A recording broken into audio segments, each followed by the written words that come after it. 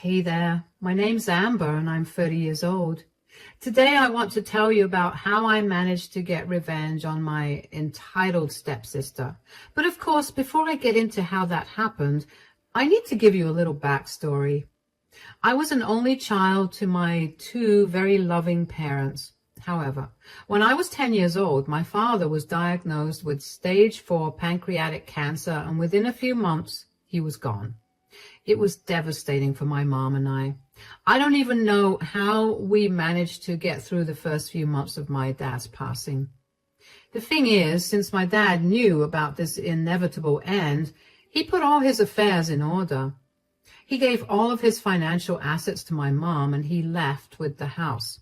He wanted my mom to get married again after he passed, and he knew that my mom would be able to have a house of her own after. He wanted me to have a more stable future, so he gave the house to me. The house was set to be given to me the day I turned 18, but Mom was the executor of his will, so we lived in the same house until I turned 15. When I was 15, my mom introduced me to her boyfriend of a year. His name was Charlie, and he was genuinely the sweetest man. He still is. He made my mom happy again, and that was all I needed to see to approve of him. Charlie also had a daughter, and her name was Courtney. Courtney was only 10 when I met her, but she immediately did not like me. I didn't know if I did something to her, but I tried my best to be as nice as possible to her. Mom and Charlie dated for about 2 more years before properly tying the knot. While I was very, very happy for the two of them, Courtney was not. She did not want to be a part of our family and constantly made it known to us. We just figured that she was still not used to her family having broken up, so we gave her all the space and time she needed. I tried my best to be there for her, if not as a sister, then as a friend. But Courtney never budged. She instead made my life a little hellish. She constantly tried to hurt me, either physically or with her words. Anyway, as soon as I turned 18, I moved out and back into the house that my dad had given to me. I attended college and I was doing great. Of course, just because I moved out, it didn't mean that I stopped visiting my mom. Whenever I visited my mom, I made sure to try and connect with Courtney, which was easier because she could no longer torment me since I didn't live with her. Courtney only distanced herself even more from me, so eventually I gave up trying too much. However, during Courtney's senior year in high school, she reached out to me and we began talking. Of course, she reached out to me because she didn't want to keep living with our parents. I offered to let her live with me for a year, and I thought our relationship was going somewhere. And while living with her was not bad, she still kept me at arm's length. The most I got out of her was that she was dating someone that she met in one of her classes. I was just happy that she was letting me in at all. She moved out after a year, and then I barely heard from her. And this is why 3 years later, I was beyond surprised to get a call from her where she asked me to meet her at our local cafe. Of course, I cleared my schedule to meet her. When I got to the cafe, she was already sitting there. "Hi, I'm so glad you could make it." Why wouldn't I? It's been a long time since we even spoke to each other. "I know, I've just had a lot going on." I totally get that, but also, we are family still. I mean, you're my sister and I care about you, so I don't see why you should go so long without talking. "You're right, we are family and I shouldn't have been so distant. I'll make up for it, I promise." "How about you make up for it by telling me about all that's been happening with you?" "All right, well, for starters, I'm engaged." "What? That's amazing. Oh my gosh, are you marrying the same guy you were dating in college?"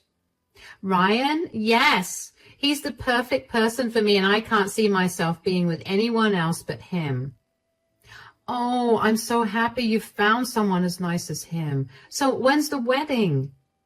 "We're planning to have it within the next 3 months, but we do have a slight problem." "Oh no, what's wrong?" "Well, we're planning on having a destination wedding." "Well, that's wonderful. Where do you plan on having it?" We were thinking of flying out to Paris. It's been a dream city for both Ryan and me. We figured there was no place better than that to get married in. That's beautiful. But what's the problem with it? Well, Ryan and I don't have nearly enough money to fund that wedding. We really want to have a big, elaborate wedding to showcase our love and commitment to each other. Oh, no. So what do you want to do about it? I would lend you some money, but I don't think I have enough to help you out. I know you don't have the money for it, but you do have your own house. I know it's your inheritance from your dad and that it holds a lot of meaning to you, but do you think you could sell it? Of course. Wait, really? You have no objections to that? Why would I? Like I said, you're my sister, and that means that I'll do anything to make sure that you're happy. Oh my God, you're amazing. Thank you so much. You have no idea how much this is going to help Brian and me. I'm just glad that I could be of some help to you, although it'll be a while before I can get the house sold and the money in my hands to give you. Do you have any money to pay deposits for all the services you'll need during the wedding? Oh yeah, Ryan and I saved up more than enough for that. We just need the rest of the money, you know. Of course, I'll keep you updated about the whole thing. You really are the best. I already know what you're thinking. I'm insane for agreeing to something like that, but I genuinely wanted to help Courtney. Besides, I guess I was just desperate to create some form of connection with her. And even though I wasn't there every single day, I did watch her grow from a child into adulthood, and I was sentimental about it. The only problem I had with Courtney's request was who I was going to sell my house to. Of course, I could just put my house up for sale, but that would be a long and boring process. I might not even get a buyer for months, and I needed a buyer as quickly as possible. One day, I suddenly remembered who I could contact. During my early 20s, right after I graduated, I worked for a startup company that was headed by a woman named Cheryl. I worked as an accountant, and I was a replacement for the previous accountant of the company.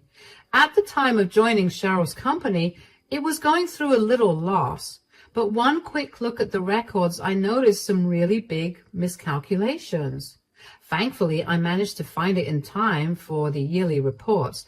I ended up saving Cheryl a good amount of money, especially because after that, I gave her some solid advice on how to invest that money. Now, her company was soaring, and she was making almost 7 figures a year. After I helped her out, Cheryl and I ended up becoming pretty good friends. We didn't talk too frequently, but we had a secret understanding that we'd help each other out whenever we needed it. So, of course, I rang her up. Hey, Cheryl. Hi, how's everything going?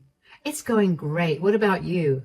Well, the business is going really well, so I'm doing really good. That's great to hear, especially because I need to ask a huge favor of you. Do you need any money? Name the amount and I'll do it. Whoa, slow down. Please, you know I owe you my life. All I did was find an error in your bookkeeping. An error that has saved us thousands of dollars. Okay. I just wanted to ask you if you'd be in the market to buy a house. A house? Yeah, I'm selling my house and I kind of need it done as soon as possible. Whoa, why? Are you facing any financial issues? Because like I said earlier, I'd love to help you out. You don't have to sell the house that your dad left you. No. I'm doing great financially, but my stepsister's getting married and she asked me to sell the house because she needs the money to pay for her destination wedding. I don't know if you can hear yourself, but you sound kind of insane. I know, but she's my sister at the end of the day. Is this the same sister that went no contact with you out of the blue? Yeah, but she got in contact with me and I want to help her out. Look, I'm no one to tell you what to do with your possessions, but do you really want to do something this drastic? I really do. Are you willing to buy my house? If you aren't, do you know someone willing to? I'll buy it off of you. Don't worry about it. Thank you so much. You're my lifesaver now. Guess you could say that we're even now.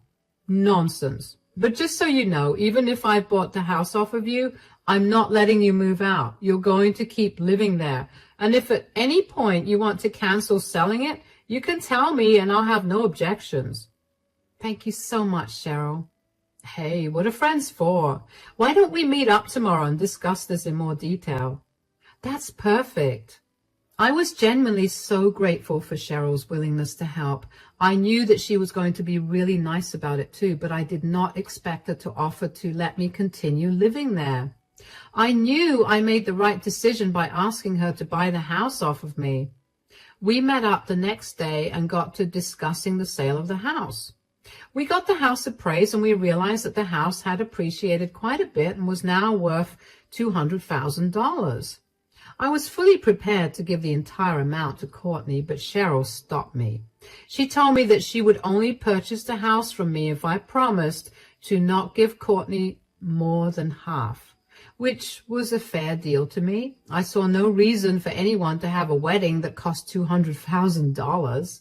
Aside from that, though, we got in touch with a good agent and began the selling process of the house. I gave Courtney the good news and she seemed beyond ecstatic about the amount that she'd receive. I was happy that I was able to help her out in general. I told Courtney that it would take a few months to process, but she could go ahead and plan the wedding of her dreams. After that conversation with her, I barely heard much from her. I assumed that planning the wedding was consuming all her time, so I didn't try too hard to get in contact with her. When I got the first installment of the payment for the house from Cheryl, I tried to contact Courtney, but she didn't pick up. So I called my mom because I figured that Courtney was keeping them in the loop. Hi, sweetie. How are things going with you? Things are going great. What about you? Oh, everything's just fantastic, although things are a little crazy around here with Courtney getting married and all that. Oh, yeah, I can imagine that. Yeah, Charlie and I did have a bit of a freak out when we found out that she was planning to have a destination wedding. Why? Well, we told her that we'd help provide for the wedding, but we did not have that kind of money for a destination wedding in Paris, which is why we're so grateful for your contribution to the wedding, sweetie. Oh, it's okay. There's no need to thank me. She's just as much my family as you are. Of course, I was going to help her out in any way that I could.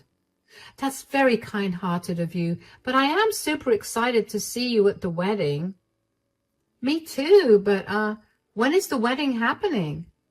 Did Courtney not send you the invite? No, I haven't spoken to her in a while. Oh, she must have forgotten to send it to you. It's happening on April 23rd. How could she have forgotten to send an invite to the one person who has funded her entire wedding? Oh, sweetie, I'm sure it must have been a slight oversight on her part. I mean, wedding planning is no joke. It takes over you, and you barely have any time to think.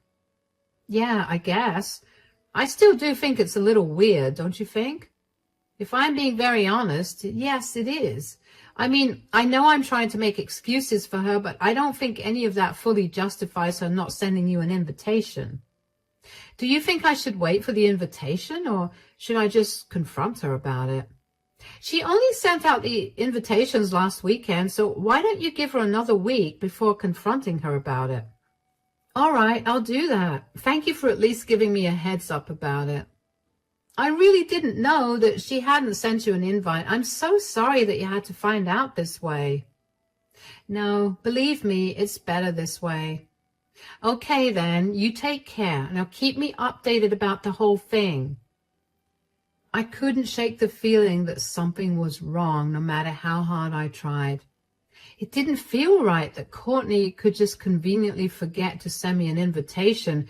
I mean, I was paying for the whole wedding. If I was in her shoes, my first invite would go to whoever was paying for the wedding. Even though I felt like something was seriously wrong, I decided to give Courtney the benefit of the doubt.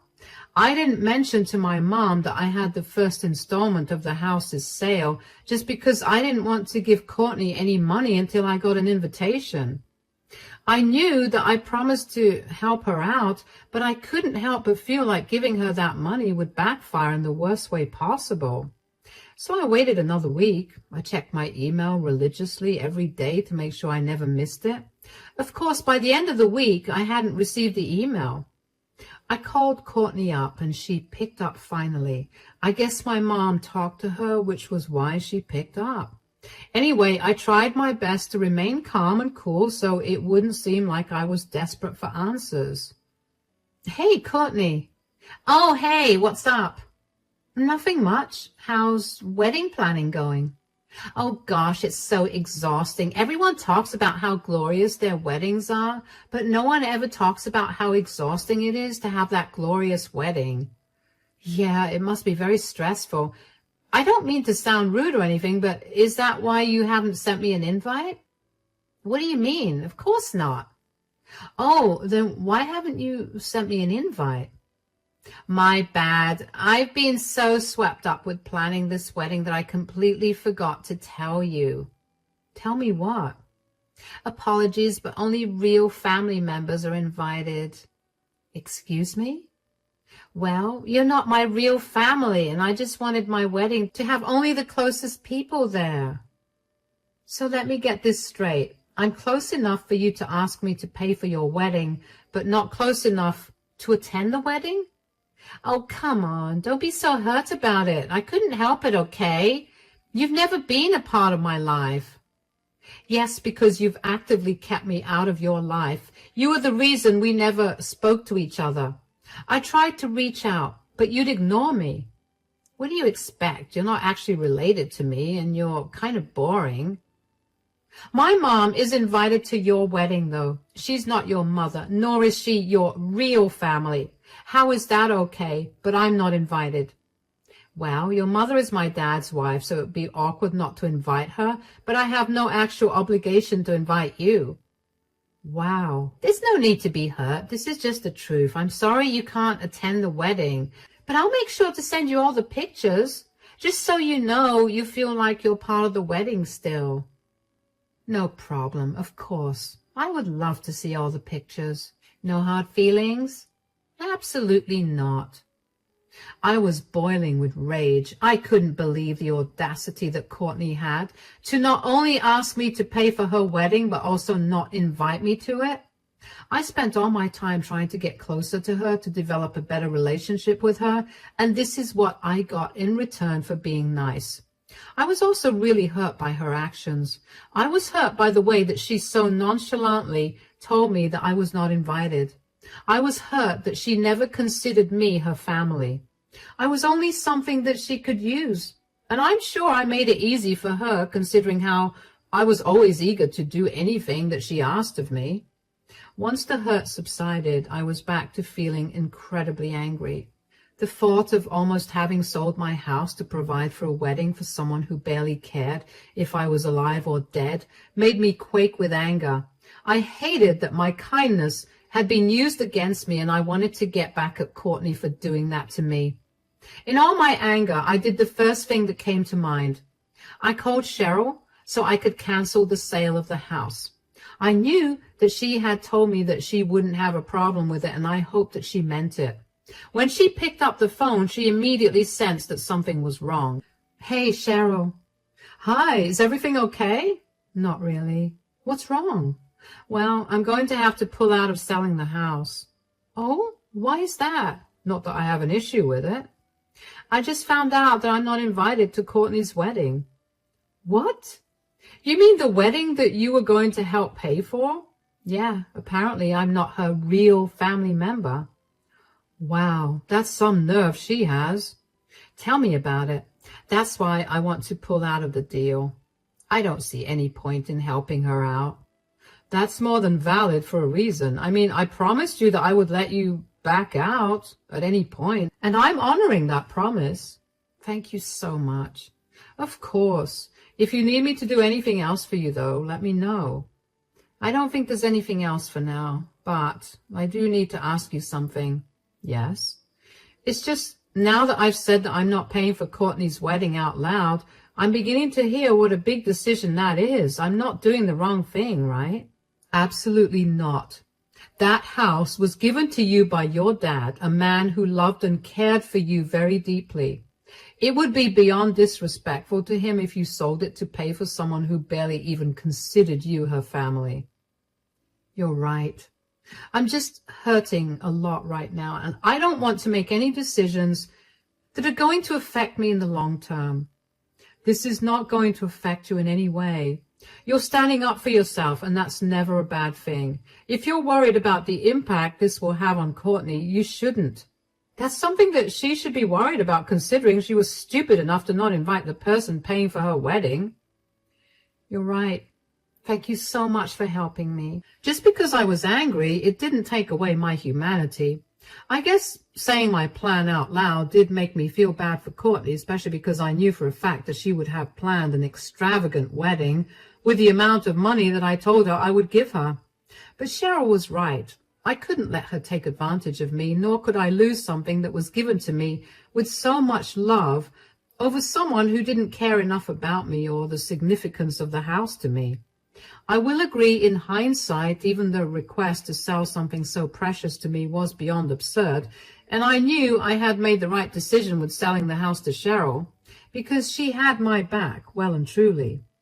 Within the next week, I returned the money that Cheryl had given me for the sale of the house. We then planned a girls' day out on the day of the wedding, so the thought of the wedding wouldn't remain on my mind. I informed my mother about what Courtney had said, and my mom was upset, but she told me she would see what she could do about it. I told her not to bother with it because I didn't want to go to the wedding anymore. I didn't tell her that I wasn't paying for the wedding anymore because I didn't want that to get back to Courtney. It took a while to get over the hurt of it all, but I eventually did, thanks to Cheryl, of course. My temper was once again tested when Courtney purposefully sent me hundreds of pictures of the wedding and told me that I had missed out. I remained calm and waited until the day that she would ask me to pay for the wedding. And only 4 days after her wedding, she called me while I was at work. Hey, Amber. Oh, hi. Is this urgent? Because if not, I'm really busy right now. I don't have time to talk. This is actually kind of urgent. Okay, what is it? I don't know if you saw any of the pictures, but I just got married. That's good, but how does this concern me? Well, you need to pay for it, remember? No, I don't. What do you mean? You're going to sell your house so you could help me have my dream wedding. Yeah, but then I didn't see why I had to pay for something that I wouldn't be a part of. You can't be serious. That's what I thought when you told me that you weren't inviting me. You can't go back on your word right now. I went back on my word the day that you told me that I wasn't invited. But what happened to me being your sister and you doing anything for me? You made it clear that we aren't sisters. And since that is the case, I see no reason for me to help you out. Especially if helping you out means selling something that was given to me by someone who actually cared for me. Why didn't you tell me anything? How am I supposed to pay off this huge bill? Oh, right. Apologies. I was busy with work. What is wrong with you? You tricked me. You cheated me out of my money. I didn't cheat you out of anything, and it was not your money. It was mine, and I was going to give it to you, but I never did. I can't pay this bill. I don't have $100,000 on me. I already have my student loan to pay, so this will never get paid off. You should have thought about that before you uninvited the one person who was funding your wedding. I'm going to sue you. You tricked me. Courtney, the agreement for me to help you was never written down anywhere. It's your word against mine. There's no use in trying to sue me. I can't believe that you're willing to treat your family so cruelly. I'm not treating my family cruelly, remember? You said that I was not your real family. Why are you making my life hell? I'm not doing anything. You brought this on yourself. Now, if you'll excuse me, I have to get back to work so I can go back to my beautiful home and relax. Goodbye. I could hear Courtney gasp before I cut the call, and I couldn't help but laugh at that. Oh, the hurt that I was feeling felt like it had vanished now that I got my sweet revenge. But of course, that was not the end of it. I still needed to know about how Courtney was going to pay that bill off. And don't worry, I found out, and I'm going to tell you about it. After that phone call, Courtney kept blowing up my phone with hundreds of calls and texts that ranged from her begging me to pay off the huge wedding bill to her insulting me for being a bad sister and a bad person. Of course, under normal circumstances, I would have felt horrible, but since she made it crystal clear that I was not a part of her family, I saw no reason to feel bad. I only found out about what happened with Courtney when I spoke to my mom.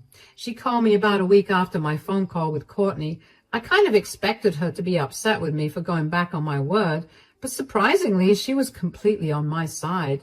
She even told me that she gave Courtney a good piece of her mind for being so rude and selfish towards me. Courtney apparently begged my mom to help her pay off the huge wedding bill, but my mom made it explicitly clear she didn't have that kind of money. At best, my mom could only give her a few $1,000s, but nothing more than that. Courtney's dad, Charlie, also didn't have that kind of money to give her. Courtney's husband and Ryan's family were against the destination wedding from the start and made it explicitly clear that they were not going to pay for it if it came down to them helping out. Not to mention, they too didn't have that kind of money. The only thing that Courtney and Ryan could do was take out a huge loan to finance their wedding. I couldn't help but feel really satisfied with that result. I knew that this was a harsh lesson to teach Courtney, but it was a lesson that she needed to learn. She should know to never treat anyone as rudely as she did, especially not when the person is helping you out. I didn't want to hear any more from Courtney, so I made sure to block her. My mom did give me regular updates, but that stopped because Courtney cut off contact with them since they didn't help her pay for her extravagant wedding. Not that it's a bother to us anyways. I'm just happy that I still have the house that was given to me by my father. I'm living happily, and I can't help but be incredibly grateful that I found out about everything when I did. Life has gone back to normal now, and I hope it stays this way for a long time. Thank you for listening to my story.